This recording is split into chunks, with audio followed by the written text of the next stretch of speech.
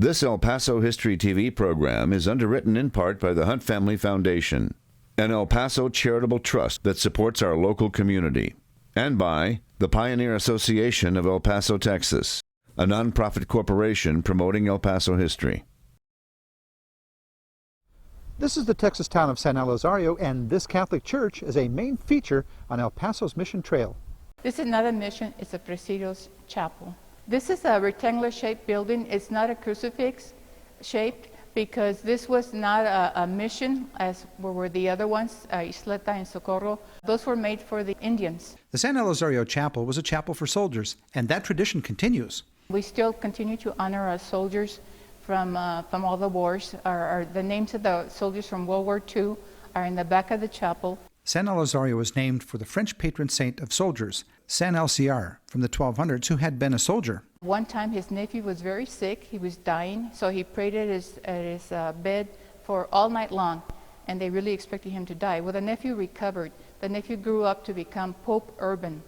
Pope Urban made San Elizario a saint.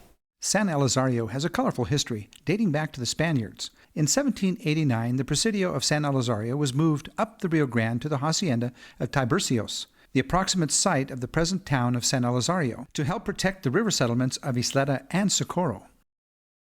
Unlike the missions which were built as churches for Indians, this Presidio was a fort, and the church in San Elizario was built for the Spaniards. Today, Presidio chapels like this one are more rare than Spanish missions. The San Elizario Presidio provided the nucleus for the development of a town that grew to more than 1,000 by 1841. The Rio Grande had formed a new channel south of Ysleta, Socorro, and San Elizario, thus isolating these settlements on what amounted to an island.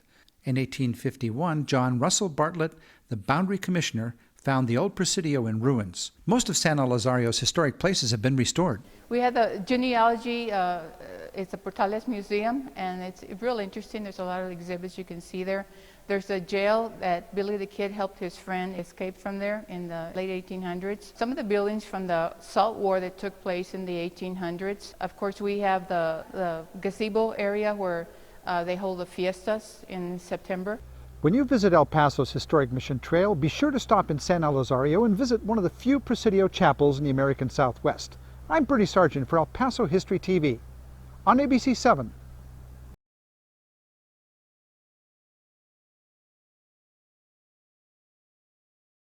This El Paso History TV program is underwritten in part by the Hunt Family Foundation, an El Paso charitable trust that supports our local community, and by the Pioneer Association of El Paso, Texas, a nonprofit corporation promoting El Paso history.